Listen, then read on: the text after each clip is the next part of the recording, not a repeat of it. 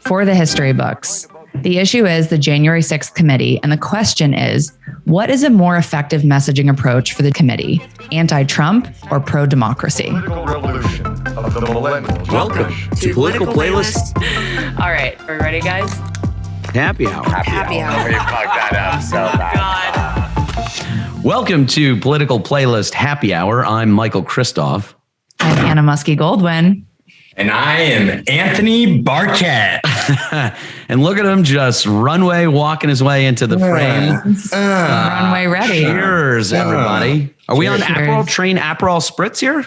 I have a cup of tea. What in God's name? Unsubscribe.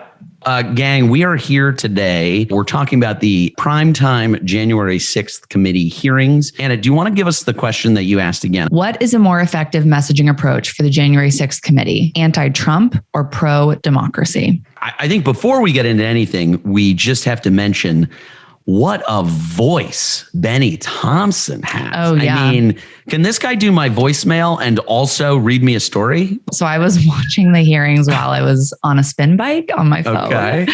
And I will say I burned a lot of calories. Oh. I feel like his opening remarks, which lasted about half an hour, I was like, yeah. You're telling me he could be a soul cycle. He totally could. I mean, it would be a very specific audience that would like. Ladies, move those legs. I think this could be $1 million business here. Can I just mention what great TV we have going on related to January 6th, and then we just finished with the Johnny Depp Amber Heard trial. I don't know. I feel like one of the most divisive things about this is going to be sort of the production value of all of it, because I do think that you looked at the way that those videos were put together and compiled and the way that the timelines were, and they had those animations of the Capitol building.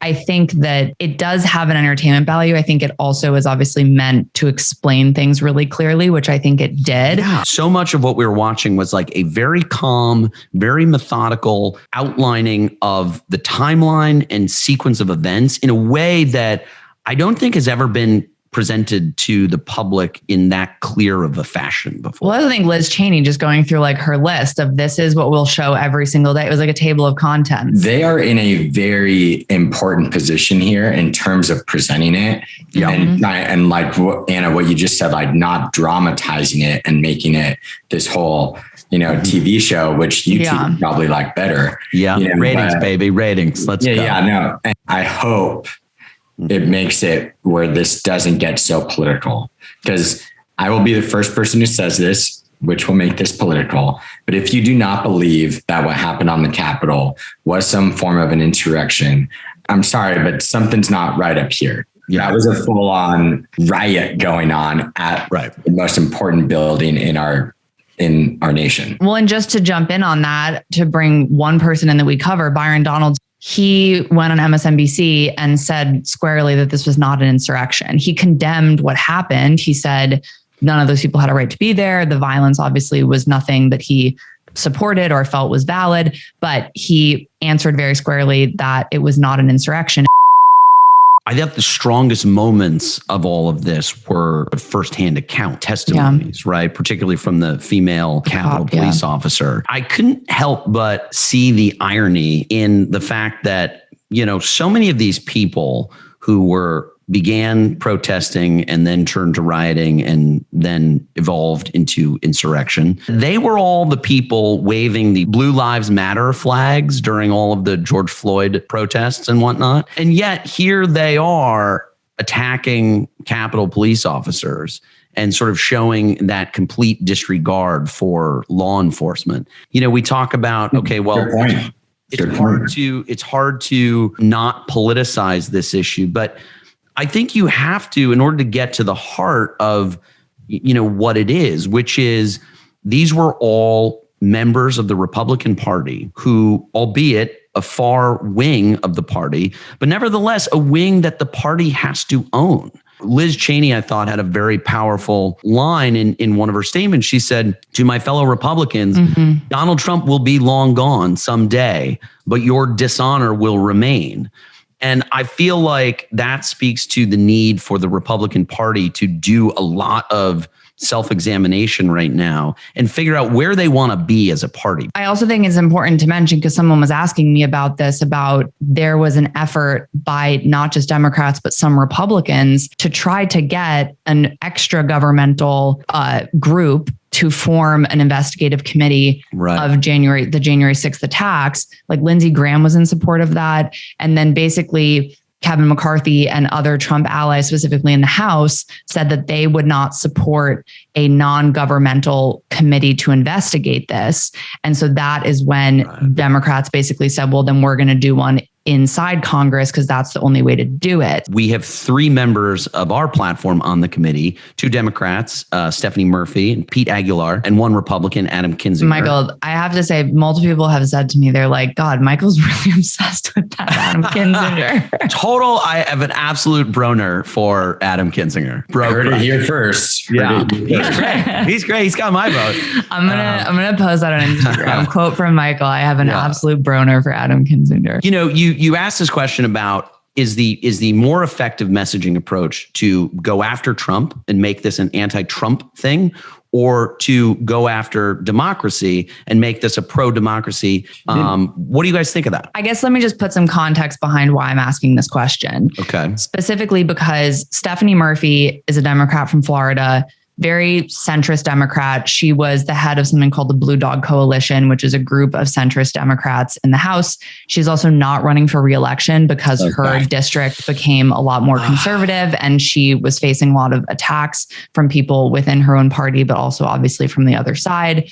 And then Pete Aguilar is the number 6 Democrat in the House. So he's part of the Democratic leadership. He is essentially in charge of a lot of Democratic messaging. And so his role on the committee is very much about how do we message this hearing as Democrats in a very anti-Trump way, in a way that kind of can galvanize Democrats against Trumpism as it relates to January 6th, whereas Stephanie Murphy, who's much more centrist, is maybe not as loyal to the messaging arm of her party and has been critical actually of the messaging arm of her party, is an immigrant from a refugee from Vietnam, came from a communist country, has some legs to stand on here in really trying to portray her role on this committee as one that is not quite as anti-Trump, but much more about the threat that this insurrection posed to our democracy. Do you guys know how this is going to go about in terms of all the people they've already interviewed? Are they going to be coming in public and interviewing again? Some of them will be there in person, and then some of them, they will just be playing video of the testimonies they gave prior, like they did last night. Okay, because I remember seeing there were testimonies. I think Ivanka Trump was up. To the testimony of the Capitol Police officer who got knocked unconscious.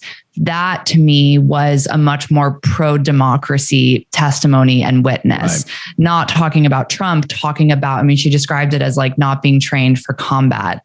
And that is, I don't know, personally, I feel like the Bill Barr testimony, Ivanka's agreeing with Bill Barr's testimony, those things were sort of like, ooh, you know, interesting. But I don't think that they were as, to me at least, effective as some of the video of what literally, Trump flags aside, what felt like true chaos and the danger that the act itself posed. The Capitol Police officer who spoke too, I felt like she hadn't been in the news before, correct?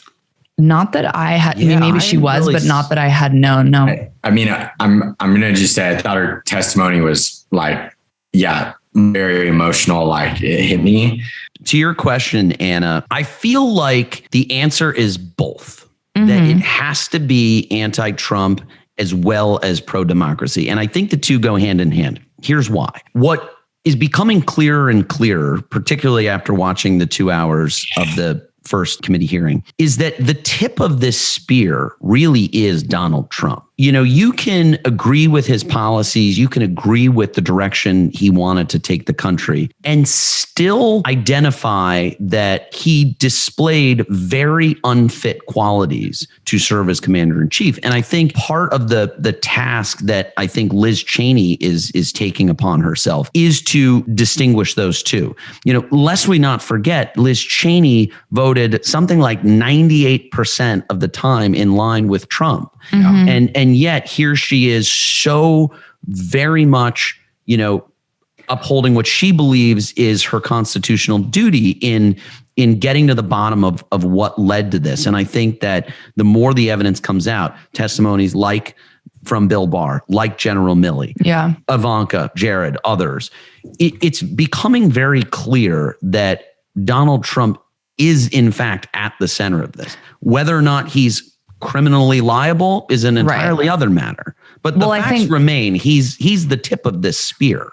Well, if people didn't watch the whole thing, which obviously people aren't as weird as we are, so they probably didn't. But there was a hockey game on too, a little conflict. The very end of it was sort of literally, like a teaser of what's to come, of some of the insurrectionists who have been charged and pleaded guilty. Right. Basically saying I did this because Trump told me to.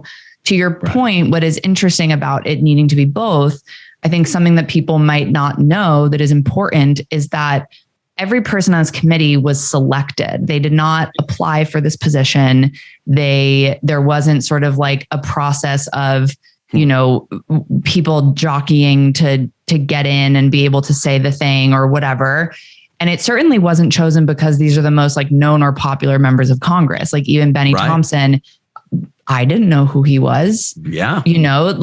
So people just should understand that. And what that I think means, as it specifically relates to someone like Stephanie Murphy or Pete Aguilar, is that Nancy Pelosi, who was the one in charge of this selection process, put them each on this committee for a very specific reason. People like Liz Cheney and Adam Schiff are so polarizing to so many people that the committee would benefit from hearing from the unknowns who I think in our case are Stephanie Murphy and Pete Aguilar. Yeah. I think you ask most people who don't follow political playlist, or even people who do follow political playlist, might be like, oh yeah, who's that again? And so, to your point about helping to make the case and message, to the people who are unsure of how best to look at this, or who don't see the connections that are being put forth. Right. Yeah. But I think that what we can tell you is that Stephanie Murphy was not only a refugee from Vietnam, but she also worked as a national security specialist in the Defense Department. Right. So,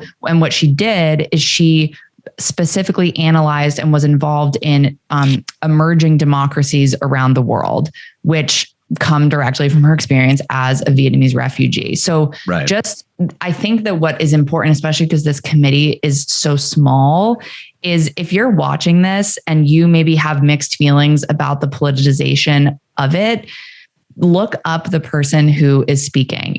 We can tell you more about Stephanie and Pete. There are other members of the committee. And Adam, I can tell you about Adam. Michael can literally tell you anything you want to know about Adam Kinzinger. All right, guys. Happy hour. Cheers. We'll end on that. Cheers. All right, hold on. We got to do it in sync. Cheers. Cheers. Oh, my mug looks so sad.